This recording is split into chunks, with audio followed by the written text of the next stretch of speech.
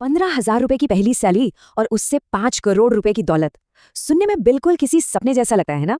लेकिन आज हम इसी सपने के पीछे छिपे हुए गणित, अनुशासन और असल रणनीति को एक एक करके परत दर परत खोलने वाले हैं। तो यही है वो बड़ा सवाल जो हमें इस सफर पर लेकर जा रहा है। और ये कोई क्लिकबेट नहीं है, बल्कि एक असल संभावना है। बस शर्त एक ही है कि रास्ता सही चुना जाए और उस पर लगातार चला जाए। चलिए देखते हैं कि ये सब मुमकिन कैसे होगा। सबसे पहली और सबसे जरूरी बात, ये सफर किसी लॉटरी के टिकट या तुक्के का मोहताज नहीं है। इसके लिए सिर्फ एक चीज चाहिए और वो है शिद्दत। मतलब वो अटूट अनुशासन जो आपको तब भी निवेश करने पर मजबूर करे जब शायद मन ना भी हो। सच कहूं तो यही इस पूरी योजना की आत्मा है। तो चलिए इस मिशन का ब्लूप्रिंट तैयार किया जाए। इसकी शुरुआत एक बहुत ही सरल लेकिन बेहद शक्तिशाली नियम से होती है।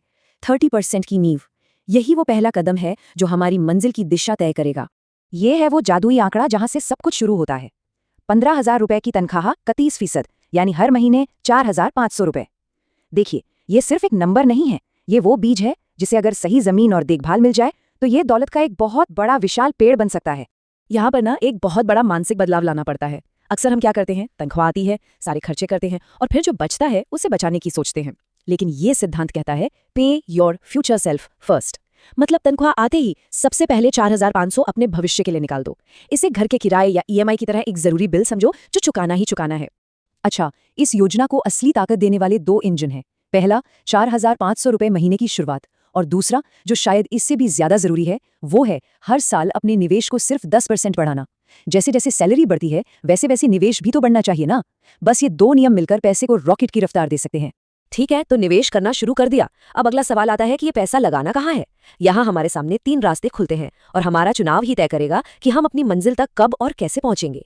इस मोड़ पर हमें 2 तरह की सोच में से एक को चुनना होता है। एक तरफ है बचतकर्ता, जिसका एक ही लक्ष्य है पैसे को सुरक्षित रखना, उसे पैसा खोने का डर सताता है। दूसरी तरफ है निवेशक, जिसका लक्ष्य है पैसे को बढ़ाना। वो ये समझता है कि दौलत बनाने के लिए सोचा समझा जोखिम उठाना ही पड़ता है। तो जाहिर है 5 करोड़ के लक्ष्य के लिए हमें एक निवेशक की तरह सोचना होगा। अब देखिए, सबसे सुरक्षित रास्ता यानी कि फिक्स्ड डिपॉजिट या एफडी पहली नजर में बहुत अच्छा लगता है, लेकिन इसकी एक बड़ी समस्या है। मान लीजिए एफडी पर 6% का ब्याज मिला, पर उसी साल महंगाई भी 6% बढ़ गई, तो असल में पैसे की जो खरीदने की ताकत है यानी उसकी क्रय शक्ति, वो तो बिल्कुल भी नहीं बढ़ी। ये तो वैसा ही हो गया जैसे कोई ट्रेडमिल पर दौड़ तो रहा है पर आगे 1 इंच भी नहीं बढ़ रहा। तो फिर सवाल ये है कि निवेशक बनने का सबसे आसान और अनुशासित तरीका क्या है? जवाब है SIP यानी सिस्टमैटिक इन्वेस्टमेंट प्लान। ये एक ऐसा ऑटोमेटेड तरीका है जिससे हर महीने एक तय की हुई रकम म्यूचुअल फंड में अपने आप लग जाती है। बाजार ऊपर जाए या नीचे इसकी चिंता करने की जरूरत नहीं, क्योंकि ये काम फंड मैनेजर करते हैं। ये अनुशासन को ऑटो पायलट पर डालने जैसा है। तो ये है वो 3 रास्ते। पहला सुरक्षित रास्ता यानी एफडी, जहां लगभग 6% का रिटर्न मिलता है। दूसरा है मध्यम जोखिम वाला रास्ता, जैसे निफ्टी 50 इंडेक्स फंड। इसमें पैसा देश की 50 सबसे बड़ी कंपनियों में लगता है और यहाँ औसतन 12% तक का रिटर्न मिल सकता है।